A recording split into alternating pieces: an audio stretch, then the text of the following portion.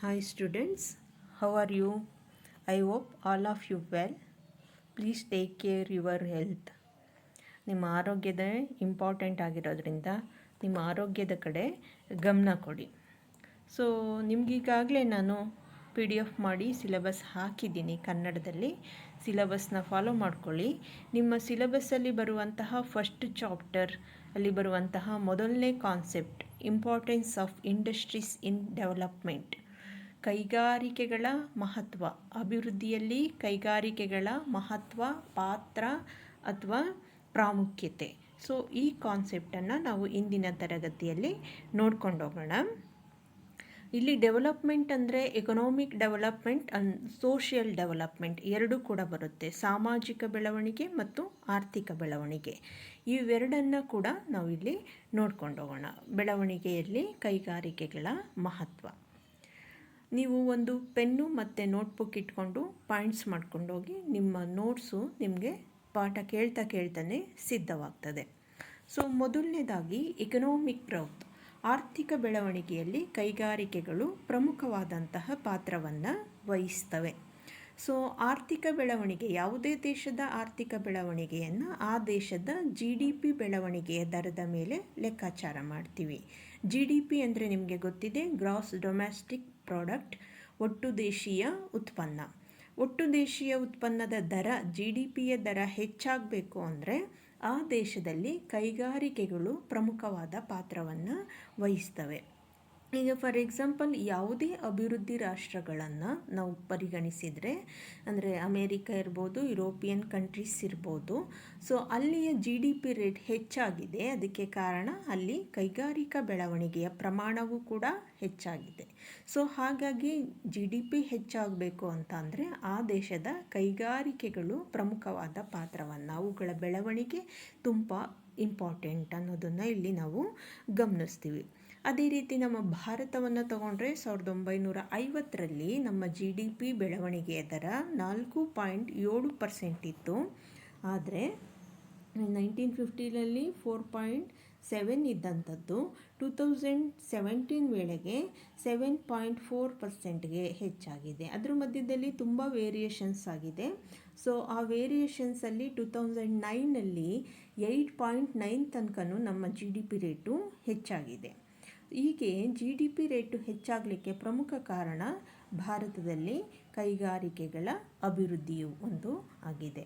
So ಒಂದು ದೇಶದ GDP ಹೆಚ್ಚಾಗಬೇಕು ಅಂದರೆ ಆ ದೇಶದಲ್ಲಿ ಕೈಗಾರಿಕೆಗಳು ಪ್ರಮುಖ ಪಾತ್ರವನ್ನು ವಹಿಸೋದ್ರ ಮೂಲಕ ದೇಶ ಆರ್ಥಿಕ ಬೆಳವಣಿಗೆಯತ್ತ ಕೈಗೊಳ್ಳುವಲ್ಲಿ ಮಹತ್ವವಾದ ಪಾತ್ರವನ್ನು ವಹಿಸ್ತವೆ ಅನ್ನೋದನ್ನು ನಾವು ಈ ಪಾಯಿಂಟ್ಸಲ್ಲಿ ಗಮನಿಸ್ತೀವಿ. ನೆಕ್ಸ್ಟ್ ಬಂದು ಎಕನಾಮಿಕ್ ಸ್ಟೆಬಿಲಿಟಿ, ಆರ್ಥಿಕ ಸ್ಥಿರತೆ. ಯಾವುದೇ ದೇಶ ಆರ್ಥಿಕ ಸ್ಥಿರತೆಯನ್ನು ಹೊಂದಿರಬೇಕಾದ್ರೆ ಆ ದೇಶದಲ್ಲಿ ಎಂಪ್ಲಾಯ್ಮೆಂಟ್ ಲೆವೆಲ್, ಇನ್ಕಮ್ ಲೆವೆಲ್ ಮತ್ತು ಇನ್ಫ್ಲೇಷನ್ ಲೆವೆಲ್, ಉದ್ಯೋಗದ ಮಟ್ಟ, ಆದಾಯದ ಮಟ್ಟ ಮತ್ತು ಹಣದುಬ್ಬರದ ಮಟ್ಟ ಸ್ಥಿರವಾಗಿದ್ದರೆ ಆ ದೇಶದಲ್ಲಿ ಆರ್ಥಿಕ ಸ್ಥಿರತೆಯನ್ನು ಹೊಂದಿದೆ ಅಂತ ನಾವು ಗುರುತಿಸ್ತೀವಿ. ಸೊ ನಮ್ಮ ಯಾವುದೇ ದೇಶದ ಕೈಗಾರಿಕೆಗಳು ಕ್ರಿಯಾಶೀಲವಾಗಿದ್ದರೆ ಅಥವಾ ಅಭಿವೃದ್ಧಿಯ ಹಂತದಲ್ಲಿದ್ದರೆ ಅಲ್ಲಿ ಉದ್ಯೋಗಾವಕಾಶಗಳ ಪ್ರಮಾಣವೂ ಹೆಚ್ಚಿರ್ತದೆ. ಉದ್ಯೋಗಾವಕಾಶಗಳು ಹೆಚ್ಚಾದರೆ ಆಟೋಮೆಟಿಕಲಿ ಜನರ ಆದಾಯವೂ ಕೂಡ ಹೆಚ್ಚಾಗೋದ್ರ ಮೂಲಕ ಆ ದೇಶ ಆರ್ಥಿಕ ಸ್ಥಿರತೆಯನ್ನು ಕಾಯ್ದುಕೊಳ್ಳುವಲ್ಲಿ ಪ್ರಮುಖ ಪಾತ್ರವನ್ನು ಕೈಗಾರಿಕೆಗಳು ವಹಿಸ್ತವೆ ಅನ್ನೋದನ್ನು ನಾವಿಲ್ಲಿ ಗಮನಿಸ್ಬೋದು. ನೆಕ್ಸ್ಟ್ ಬಂದು increase in foreign exchange reserve, ವಿದೇಶಿ ವಿನಿಮಯ ಸಂಗ್ರಹದ ಹೆಚ್ಚಳ. ವಿದೇಶಿ ವಿನಿಮಯದ ಸಂಗ್ರಹ ಹೆಚ್ಚಳವಾಗಬೇಕಂದ್ರೆ ಆ ದೇಶದಲ್ಲಿ exports will rise, imports will start falling. Exports ಅಂದರೆ ರಫ್ತುಗಳ ಪ್ರಮಾಣ ಹೆಚ್ಚಾಗಿ ಆಮದುಗಳ ಪ್ರಮಾಣ ಕಡಿಮೆಯಾದರೆ ನಮ್ಮ ವಿದೇಶಿ ವಿನಿಮಯದ ಸಂಗ್ರಹ ಹೆಚ್ಚಾಗ್ತದೆ. ಸೊ ನಮ್ಮ ರಫ್ತುಗಳು ಹೆಚ್ಚಾಗಬೇಕು ಅಂತ ಅಂದರೆ ನಮ್ಮಲ್ಲಿ ಉತ್ಪನ್ನಗಳು ಹೆಚ್ಚಾಗಬೇಕು. ಉತ್ಪನ್ನಗಳು ಹೆಚ್ಚಾಗಬೇಕಂದ್ರೆ ಕೈಗಾರಿಕೆಗಳು ಹೆಚ್ಚು ಕ್ರಿಯಾಶೀಲವಾಗಿರಬೇಕು, ಉತ್ಪನ್ನ ಕಾರ್ಯದಲ್ಲಿ ತೊಡಗಿರಬೇಕು. ಸೊ ಕೈಗಾರಿಕೆಗಳು ಎಲ್ಲಿ ಕ್ರಿಯಾಶೀಲವಾಗಿರ್ತವೋ, ಅಭಿವೃದ್ಧಿಯನ್ನು ಹೊಂದಿರ್ತವೋ ಅಲ್ಲಿ ಆಟೋಮೆಟಿಕಲಿ ರಫ್ತುಗಳು ಹೆಚ್ಚಾಗಿ ಆಮದುಗಳು ಕಡಿಮೆ ಆಗೋದ್ರಿಂದ ಫಾರಿನ್ ಎಕ್ಸ್ಚೇಂಜ್ ರಿಸರ್ವ್, ವಿದೇಶಿ ವಿನಿಮಯದ ಸಂಗ್ರಹ ಹೆಚ್ಚಳವಾಗ್ತದೆ. ಸೊ ಇದು ಕೂಡ ಕೈಗಾರಿಕೆಗಳ ಒಂದು ಪ್ರಮುಖ ಮಹತ್ವ ಅನ್ನೋದನ್ನು ನಾವಿಲ್ಲಿ ಗುರುತಿಸ್ತೀವಿ. ನೆಕ್ಸ್ಟ್ ಬಂದು ಯುಟಿಲೈಸೇಷನ್ ಆಫ್ ನ್ಯಾಚುರಲ್ ರಿಸೋರ್ಸಸ್. ನೈಸರ್ಗಿಕ ಸಂಪನ್ಮೂಲಗಳನ್ನು ಉಪಯೋಗಿಸುವಲ್ಲಿ ಕೈಗಾರಿಕೆಗಳು ಮಹತ್ವವಾದಂತಹ ಪಾತ್ರವನ್ನು ವಹಿಸ್ತವೆ. ಇಲ್ಲಿ ನಾನು ಎಕ್ಸಾಂಪಲ್ ಆಗಿ ಬ್ಯಾರನ್ ಲ್ಯಾಂಡ್ಸ್ ಹಾಕಿದ್ದೀನಿ, ಮಿನರಲ್ಸ್ ಹಾಕಿದ್ದೀನಿ, ಆಗ್ರೋ ಬೇಸ್ಡ್ ರಿಸೋರ್ಸಸ್ ಅಂತ ಹಾಕಿದ್ದೀನಿ. ಬ್ಯಾರನ್ ಲ್ಯಾಂಡ್ಸ್ ಅಂತ ಅಂದರೆ ಬರಡು ಭೂಮಿ, ಬಂಜರು ಭೂಮಿ ಅಂತ ಕರಿತೀವಿ. ಅಂದರೆ ಕೃಷಿಗೆ ಯೋಗ್ಯವಲ್ಲದಂತಹ ಭೂಮಿಯನ್ನು ನಾವು ಕೈಗಾರಿಕಾ ಚಟುವಟಿಕೆಗಳಲ್ಲಿ ಸದುಪಯೋಗವನ್ನು ಪಡಿಸ್ಕೋಬೋದು. ಅದೇ ರೀತಿ ಮಿನರಲ್ಸ್, ಖನಿಜ ಸಂಪನ್ಮೂಲಗಳು, ಎಕ್ಸಾಂಪಲ್ಲು ಕಲ್ಲಿದ್ದಲು ಇರ್ಬೋದು, ಕಬ್ಬಿಣ ಇರ್ಬೋದು, ಮತ್ತು ಉಕ್ಕು ಇರ್ಬೋದು, ಹೀಗೆ ಬೇರೆ ಬೇರೆ ಪೆಟ್ರೋಲಿಯಂ ಖನಿಜ ಸಂಪನ್ಮೂಲಗಳು ಇರ್ಬೋದು. ಇವುಗಳನ್ನು ನಾವು ಉಪಯೋಗ ಮಾಡಿಕೊಳ್ಳುವಂಥದ್ದು ಕೈಗಾರಿಕೆಗಳ ಮೂಲಕನೇ. ಅದೇ ರೀತಿ ಆಗ್ರೋ ಬೇಸ್ಡ್ ರಿಸೋರ್ಸಸ್ ಅಂತ ಅಂದರೆ ಕೃಷಿ ಮೂಲ ಸಂಪನ್ಮೂಲಗಳು. ಈಗ ಫಾರ್ ಎಕ್ಸಾಂಪಲ್ ಹತ್ತಿ, ಕಬ್ಬು, ಸೆಣಬು, ಸೊ ಈ ರೀತಿಯ ಸಂಪನ್ಮೂಲಗಳನ್ನು ನಾವು ಕೈಗಾರಿಕೆಗಳ ಮೂಲಕ ಸದುಪಯೋಗ ಪಡಿಸಿಕೊಳ್ಳುತ್ತೀವಿ ಅನ್ನೋದನ್ನು ನಾವಿಲ್ಲಿ ಈ ಪಾಯಿಂಟ್ಸಲ್ಲಿ ಗುರುತಿಸ್ತೀವಿ. Next, sports agricultural, defence and other sectors of economy. ಆರ್ಥಿಕತೆಯಲ್ಲಿ ಬೇರೆ ಬೇರೆ ವಲಯಗಳಿಗೆ ಪೂರಕವಾಗಿ ಕೈಗಾರಿಕೆಗಳು ಸಪೋರ್ಟಿವ್ ಆಗಿ ಕೆಲಸವನ್ನು ಮಾಡ್ತದೆ. ಸೊ ಅದರಲ್ಲಿ ನಿಮಗೆ ಎಕ್ಸಾಂಪಲ್ ಆಗಿ ನಾನು agriculture, transport, construction, communication, defence ಅನ್ನು ಹಾಕಿದ್ದೀನಿ. ಈಗ ಫಾರ್ ಎಕ್ಸಾಂಪಲ್ ಅಗ್ರಿಕಲ್ಚರ್, ಕೃಷಿಗೆ ಬೇಕಾದಂತಹ ಎಕ್ವಿಪ್ಮೆಂಟ್ಸ್, ಯಂತ್ರೋಪಕರಣಗಳು, ಟ್ರ್ಯಾಕ್ಟರ್ ಇರ್ಬೋದು, ಟ್ರಿಲ್ಲರ್ ಇರ್ಬೋದು, ಅಥವಾ ಸಣ್ಣ ಪುಟ್ಟ ನೇಗಿಲುಗಳು, ಹೀಗೆ ಸಣ್ಣ ಪುಟ್ಟ ಉಪಕರಣಗಳು ಕೂಡ ನಮಗೆ ಕೈಗಾರಿಕಾ ವಲಯದಿಂದಲೇ ಬರುವಂಥದ್ದು. ಅದೇ ರೀತಿ ಟ್ರಾನ್ಸ್ಪೋರ್ಟ್ ಎಕ್ವಿಪ್ಮೆಂಟ್ಸ್ ಇರ್ಬೋದು, ಕನ್ಸ್ಟ್ರಕ್ಷನ್ಗೆ ಬೇಕಾಗಿರುವಂಥ ಅಂದರೆ ಕಟ್ಟಡಗಳ ಕಾರ್ಯಾಚರಣೆಗೆ ಬೇಕಾಗುವಂತಹ ಸಾಮಗ್ರಿಗಳು ಇರ್ಬೋದು, ಕಮ್ಯುನಿಕೇಷನ್ ಸಂಪರ್ಕ ಇರ್ಬೋದು, ಡಿಫೆನ್ಸ್ ರಕ್ಷಣೆಗೆ ಬೇಕಾಗಿರುವಂತಹ ಯಂತ್ರೋಪಕರಣಗಳಿರ್ಬೋದು, ಯುದ್ಧೋಪಕರಣಗಳು ಇರ್ಬೋದು, ಎಲ್ಲವೂ ಕೂಡ ಕೈಗಾರಿಕೆಗಳಿಂದಲೇ ನಮಗೆ ಲಭ್ಯವಾಗಿರೋದ್ರಿಂದ ಕೈಗಾರಿಕೆಗಳು ಒಂದು ದೇಶದ ಆರ್ಥಿಕತೆಯ ಎಲ್ಲ ವಲಯಗಳಿಗೂ ಕೂಡ ಸಪೋರ್ಟಿವ್ ಆಗಿ, ಪೂರಕವಾಗಿ, ಸಹಾಯಕವಾಗಿ ಪ್ರಮುಖ ಪಾತ್ರವನ್ನು ವಹಿಸ್ತದೆ ಅನ್ನೋದನ್ನು ನಾವಿಲ್ಲಿ ಗಮನಿಸ್ತೀವಿ. ನೆಕ್ಸ್ಟ್ ಬಂದು improvement of BOP and government revenue. ಒಂದು ದೇಶದ BOPಯ ಹೆಚ್ಚಳಕ್ಕೆ ಹಾಗೂ ಸರ್ಕಾರದ ಆದಾಯದ ಹೆಚ್ಚಳಕ್ಕೆ ಕೈಗಾರಿಕೆಗಳು ಪ್ರಮುಖ ಪಾತ್ರವನ್ನು ವಹಿಸ್ತವೆ. ಇಲ್ಲಿ BOP ಅಂದರೆ ಬ್ಯಾಲೆನ್ಸ್ ಆಫ್ ಪೇಮೆಂಟ್ ಅಂತಂದರೆ ಕನ್ನಡದಲ್ಲಿ ನಾವು ಸಂದಾಯ ಶಿಲ್ಕು ಅಥವಾ ಪಾವತಿ ಶಿಲ್ಕು ಅಂತ ಕರಿತೀವಿ. ಅಂದರೆ ಒಂದು ದೇಶ ಒಂದು ವರ್ಷದಲ್ಲಿ ಇಂಟರ್ನ್ಯಾಷನಲ್ ಲೆವೆಲಲ್ಲಿ ಅಂದರೆ ಅಂತಾರಾಷ್ಟ್ರೀಯ ಮಟ್ಟದಲ್ಲಿ ಮಾಡಿರುವಂತಹ ಆದಾಯ ಮತ್ತು ವೆಚ್ಚಗಳ ಲೆಕ್ಕಾಚಾರದ ಪತ್ರವನ್ನೇ ನಾವು ಸಂದಾಯ ಶಿಲ್ಕು ಅಥವಾ ಬ್ಯಾಲೆನ್ಸ್ ಆಫ್ ಪೇಮೆಂಟ್ ಅಂತ ಕರಿತೀವಿ. ಸೊ ನಮ್ಮ ದೇಶದ ಆದಾಯ ಹೆಚ್ಚಾಗಬೇಕು ಅಂದರೆ ನಮ್ಮ ಎಕ್ಸ್ಪೋರ್ಟ್ಸ್ ಇನ್ಕ್ರೀಸ್ ಆಗಬೇಕು, ಹಾಗೆ ಡಿಕ್ರೀಸ್ ಇನ್ ಇಂಪೋರ್ಟ್ಸ್ ಆಗಿರಬೇಕು. ಸೊ ಅಂದರೆ ಮೀನ್ಸ್ ಆಮದುಗಳು ಕಡಿಮೆ ಇದ್ದು ರಫ್ತುಗಳು ಹೆಚ್ಚಾದರೆ ಮಾತ್ರ ನಮ್ಮ BOP ಹೆಚ್ಚಾಗೋದು, ಆದಾಯ ಹೆಚ್ಚಾಗೋದು. ಸೊ ನಾನು ಆಗಲೇ ಹೇಳಿದಾಗೆ ನಾವು ಎಕ್ಸ್ಪೋರ್ಟ್ಸ್ ಜಾಸ್ತಿ ಮಾಡಬೇಕು ಅಂತ ಅಂದರೆ ನಮ್ಮಲ್ಲಿ ಕೈಗಾರಿಕಾ ಉತ್ಪನ್ನಗಳು ಹೆಚ್ಚು ಉತ್ಪಾದನೆ ಆದಾಗ ನಮ್ಮ ಎಕ್ಸ್ಪೋರ್ಟ್ಸ್ ಜಾಸ್ತಿ ಆಗ್ತದೆ, ಇಂಪೋರ್ಟ್ಸ್ ಕಡಿಮೆ ಆಗುತ್ತೆ. ಸೊ ನಮ್ಮ ಆಟೋಮೆಟಿಕಲಿ ನಮ್ಮ BOPಯು ಕೂಡ ಏನಾಗುತ್ತೆ, ಹೆಚ್ಚಾಗ್ತದೆ. ಇದರಿಂದ ಗೌರ್ನಮೆಂಟ್ ರೆವಿನ್ಯೂ ಕೂಡ ಹೆಚ್ಚಾಗ್ತದೆ. ಅದೇ ರೀತಿ ಗೌರ್ನಮೆಂಟ್ಗೆ ಇಂಪಾರ್ಟೆಂಟ್ ಆಗಿ ಟ್ಯಾಕ್ಸ್ ಮೂಲಕ ರೆವಿನ್ಯೂ ಬರುತ್ತೆ, ತೆರಿಗೆಗಳ ಮೂಲಕ. ಸೊ ಗೌರ್ನಮೆಂಟ್ಗೆ ಬರುವಂತಹ ಹಾಕುವಂತಹ ತೆರಿಗೆಗಳು ಮುಖ್ಯವಾಗಿ ಎಕ್ಸೈಸ್ ಡ್ಯೂಟಿ ಇರ್ಬೋದು, ಇಂಡೈರೆಕ್ಟ್ ಟ್ಯಾಕ್ಸ್ ಇರ್ಬೋದು, ಇನ್ಕಮ್ ಟ್ಯಾಕ್ಸ್ ಇರ್ಬೋದು, ಕಾರ್ಪೊರೇಷನ್ ಸೆಕ್ಟರ್ಗೆ ಹಾಕುವಂಥ ಟ್ಯಾಕ್ಸ್ಗಳಿಂದ ಸರ್ಕಾರಕ್ಕೆ ಹೆಚ್ಚು ಆದಾಯ ಬರುತ್ತೆ. ಈಗ ಪ್ರೆಸೆಂಟ್ಲಿ ಇಂಡಿಯನ್ ಗೌರ್ನಮೆಂಟ್ಗೂ ಕೂಡ ನಮ್ಮ ಅಂದರೆ ಮೀನ್ಸ್ ಕೇಂದ್ರ ಸರ್ಕಾರದ ಹೆಚ್ಚಿನ ಆದಾಯದ ಮೂಲ ಕಾರ್ಪೊರೇಷನ್ ಸೆಕ್ಟರಿಂದ ಮೀನ್ಸ್ ಇಂಡಸ್ಟ್ರೀಸ್ ಮೇಲೆ ಹಾಕುವಂತಹ ತೆರಿಗೆಗಳ ಮೂಲಕನೇ ಬರ್ತಾ ಇದೆ ಅನ್ನೋದನ್ನು ಗಮನಿಸ್ಬೋದು. ಹೀಗೆ ಸರ್ಕಾರದ ಆದಾಯ ಹೆಚ್ಚಳಕ್ಕೆ ಮತ್ತು BOPಯ ಹೆಚ್ಚಳಕ್ಕೆ ಕೈಗಾರಿಕೆಗಳು ಪ್ರಮುಖ ಪಾತ್ರ ವಹಿಸ್ತವೆ ಅನ್ನೋದನ್ನು ನಾವಿಲ್ಲಿ ಗಮನಿಸ್ತಿದ್ದೀವಿ. ನೆಕ್ಸ್ಟ್ ಬಂದು improvement in investment and spending.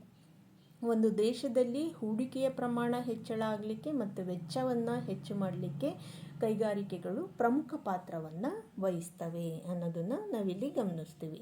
So ಇಲ್ಲಿ ಇನ್ಕ್ರೀಸ್ ಇನ್ ಇನ್ಕಮ್ ಅಂದರೆ ಒಂದು ದೇಶದಲ್ಲಿ ಜನರ ಆದಾಯ ಯಾವಾಗ ಹೆಚ್ಚಾಗುತ್ತೆ ಅಂದರೆ ಉದ್ಯೋಗಾವಕಾಶಗಳು ಹೆಚ್ಚಾದಾಗ. ಉದ್ಯೋಗಾವಕಾಶಗಳು ಯಾವಾಗ ಹೆಚ್ಚಾಗುತ್ತೆ ಅಂದರೆ ಕೈಗಾರಿಕೆಗಳ ಉತ್ಪನ್ನ ಚಟುವಟಿಕೆಗಳು ಹೆಚ್ಚಾದಾಗ. ಮೀನ್ಸ್ ಕೈಗಾರಿಕೆಗಳು ಹೆಚ್ಚಾದಾಗೆ ಉದ್ಯೋಗಗಳು ಹೆಚ್ಚಾಗ್ತವೆ, ಉದ್ಯೋಗಗಳು ಹೆಚ್ಚಾದಾಗೆ ಜನರ ಆದಾಯದ ಪ್ರಮಾಣ ಹೆಚ್ಚಾಗುತ್ತೆ, ಜನರ ಆದಾಯದ ಪ್ರಮಾಣ ಹೆಚ್ಚಾದಾಗೆ ಜನರ savings increase in rate of savings ಉಳಿತಾಯದ ಪ್ರಮಾಣ ಹೆಚ್ಚಾಗ್ತದೆ.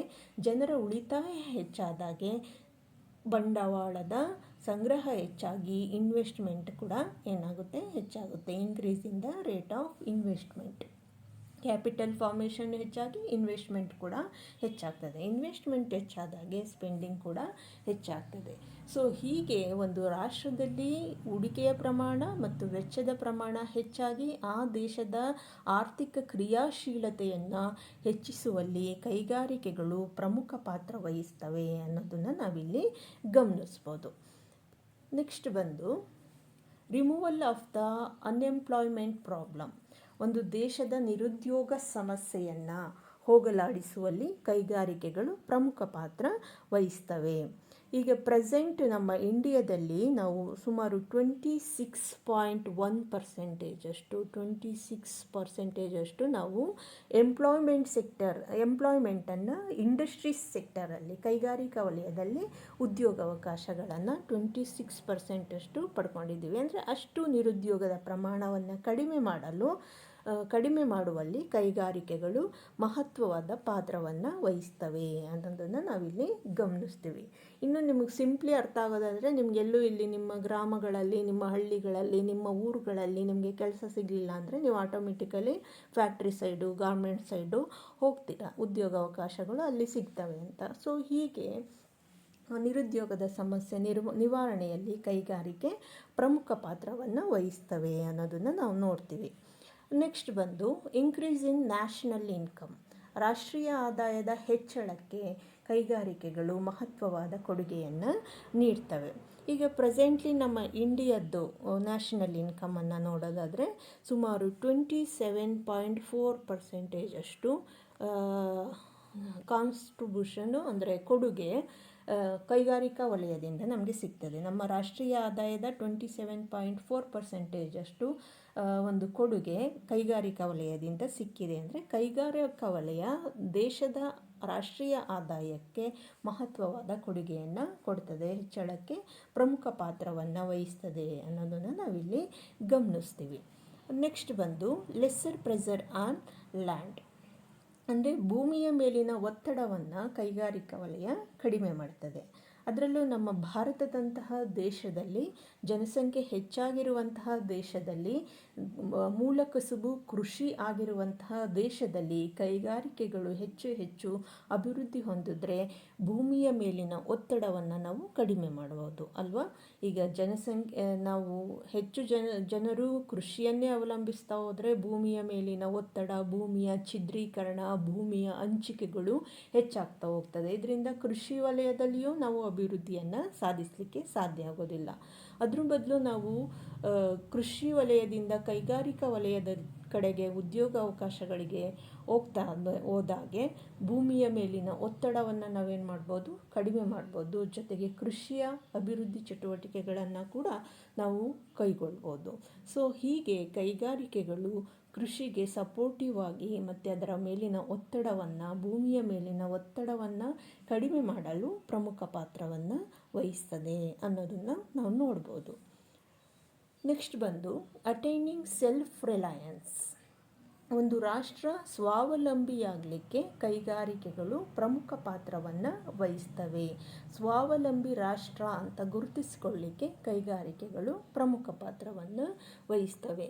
ನಾವು ಯಾವಾಗ ಸ್ವಾವಲಂಬಿ ರಾಷ್ಟ್ರ ಆಗ್ತೀವಿ ಅಂದರೆ, ನಾವು ನಮ್ಮದೇ ಆದಂತಹ ಸೆಲ್ಫ್ ಸಫಿಷಿಯನ್ಸಿ, ನಮಗೆ ಬೇಕಾಗಿರುವಂತಹ ಅವಶ್ಯಕ ಸರಕುಗಳನ್ನು ನಾವೇ ಉತ್ಪಾದಿಸಿಕೊಂಡಾಗ ನಾವು ಸ್ವಾವಲಂಬಿ ಆಗ್ತೀವಿ. ಈಗ ಫಾರ್ ಎಕ್ಸಾಂಪಲ್ ನಾವು ಪ್ರೆಸೆಂಟ್ ಸಿಚುಯೇಷನ್, ಕೋವಿಡ್ ಸಿಚುಯೇಷನಲ್ಲಿ ನಾವು ಎಷ್ಟು ಸಾವು ನೋವುಗಳನ್ನು ನೋಡ್ತಾ ಇದ್ದೀವಿ ಅಲ್ವಾ. ಸೊ ಇಲ್ಲಿ ಮುಖ್ಯವಾಗಿ ನಾವು ಆಕ್ಸಿಜನ್ ಕೊರತೆ ಮತ್ತು ವೆಂಟಿಲೇಟರ್ಸ್ ಕೊರತೆ, ICU ಎಕ್ವಿಪ್ಮೆಂಟ್ಸ್ ಕೊರತೆಗಳ ಮೂಲಕ ನಾವು ಈ ನ್ಯೂಸಲ್ಲೆಲ್ಲ ನೋಡ್ತಾ ಇರ್ತೀರ, ನೀವು ಗಮನಿಸಿದ್ದೀರಾ. ಸೊ ಯಾಕೆ ಕೊರತೆ ಆಗಿದೆ ಅಂದರೆ, ನಮ್ಮಲ್ಲಿ ಆ ಪ್ರೊಡಕ್ಷನ್ನ ನಾವು ಮಾಡ್ಕೊಳ್ತಿಲ್ಲ. ನಾವು ಬೇರೆ ದೇಶಗಳ ಕಡೆಗೆ ವೆಂಟಿಲೇಟರು, ಆಕ್ಸಿಜನ್ನು, ICU ಎಕ್ವಿಪ್ಮೆಂಟ್ಸ್ನ ಆಮದು ಮಾಡ್ಕೊಳ್ಳೋ ಕಡೆ ಪರಾವಲಂಬಿಯಾಗಿದ್ದೀವಿ. ಒಂದು ವೇಳೆ ನಮ್ಮಲ್ಲೇ ಪ್ರೊಡಕ್ಷನ್ ಹೆಚ್ಚಾಗಿದ್ದರೆ ನಾವು ಸ್ವಾವಲಂಬಿಯಾಗಿ ನಾವು ಈ ಸಿಚುಯೇಷನನ್ನು ಫೇಸ್ ಮಾಡ್ಬೋದಿತ್ತು. ಇದು ಪ್ರೆಸೆಂಟ್ ಸಿಚುಯೇಷನ್, ಪ್ರೆಸೆಂಟ್ ಎಕ್ಸಾಂಪಲ್ ಅಷ್ಟೇ ನಾನು ಹೇಳಿದ್ದು. ಸೊ ಹಾಗಾಗಿ ಯಾವುದೇ ದೇಶ ಸ್ವಾವಲಂಬಿಯಾಗಬೇಕು ಅಂತಂದರೆ ಆ ಕೈಗಾರಿಕಾ ಉತ್ಪನ್ನಗಳು, ಅವಶ್ಯಕವಾದಂತಹ ಸರಕುಗಳನ್ನು ನಾವು ಉತ್ಪಾದಿಸುವಲ್ಲಿ ನಾವು ಕೈಗಾರಿಕೆಗಳನ್ನು ಅಭಿವೃದ್ಧಿಪಡಿಸಿರಬೇಕು. ಸೊ ಆ ನಿಟ್ಟಿನಲ್ಲಿಯೇ ನಮ್ಮ ಈ ಪ್ರೆಸೆಂಟ್ ಸೆಂಟ್ರಲ್ ಗೌರ್ಮೆಂಟ್, ಕೇಂದ್ರ ಸರ್ಕಾರ ಕೆಲವೊಂದು ಪ್ರೋಗ್ರಾಮ್ಸ್ನ ಹಾಕಿದೆ. ಅದರಲ್ಲಿ ಮುಖ್ಯವಾಗಿ ಮೇಕ್ ಇನ್ ಇಂಡಿಯಾ, ಆತ್ಮನಿರ್ಭರ್ ಯೋಜನಾ ಅಭಿಯಾನ. ಸೊ ಇವುಗಳ ಒಂದು ಪ್ರೋಗ್ರಾಮ್ ಹೆಸರು ಕೇಳಿದ್ದೀರಾ ನೀವು. ಇವುಗಳ ಒಂದು ಮುಖ್ಯ ಉದ್ದೇಶ ಏನಪ್ಪ ಅಂದರೆ, ನಾವು ಸ್ವದೇಶಿ ಉತ್ಪನ್ನಗಳನ್ನು ಹೆಚ್ಚು ಹೆಚ್ಚು ಉತ್ಪಾದಿಸುವುದು, ಬಳಸುವುದು, ಸ್ವಾವಲಂಬಿ ಆಗುವುದು ಅನ್ನುವಂಥದ್ದು. ಸೊ ಹಾಗಾಗಿ ಕೈಗಾರಿಕೆಗಳು ಸ್ವಾವಲಂಬಿ ರಾಷ್ಟ್ರವನ್ನು ಕಟ್ಟಿಕೊಳ್ಳುವಲ್ಲಿ ಪ್ರಮುಖ ಪಾತ್ರ ವಹಿಸ್ತವೆ. ಸೊ ಡಿಯರ್ ಸ್ಟೂಡೆಂಟ್ಸ್, ಇದುವರೆಗೂ ನೀವು ಕೈಗಾರಿಕೆಗಳ ಒಂದು ಮಹತ್ವ, ಪಾತ್ರ ಅಥವಾ ಪ್ರಾಮುಖ್ಯತೆ, ಆರ್ಥಿಕ ಮತ್ತು ಸಾಮಾಜಿಕ ಬೆಳವಣಿಗೆಯಲ್ಲಿ ಕೈಗಾರಿಕೆಗಳ ಮಹತ್ವವನ್ನು ನೀವು ಪಾಯಿಂಟ್ಸ್ ವೈಸ್ ನೋಡಿದ್ದೀರಾ. ನಾನು ಮೊದಲೇ ಹೇಳಿದ್ದೀನಿ, ಪಾಯಿಂಟ್ಸ್ ಮಾಡ್ಕೊಳ್ಳಿ, ನೋಟ್ಸ್ ಮಾಡ್ಕೊಳ್ಳಿ. ನಾನು ಸ್ಲೈಡ್ಸಲ್ಲಿ ಏನು ಪಾಯಿಂಟ್ಸ್ ಹಾಕಿದ್ದೀನಿ ಅವುಗಳನ್ನ ನೋಟ್ ಮಾಡ್ಕೊಂಡೋಗಿ, ಅವು ಇಂಪಾರ್ಟೆಂಟ್ ಆಗ್ತದೆ. ಮತ್ತೊಮ್ಮೆ ಆರೋಗ್ಯದ ಕಡೆ ಎಲ್ಲ ಗಮನ ಕೊಡಿ.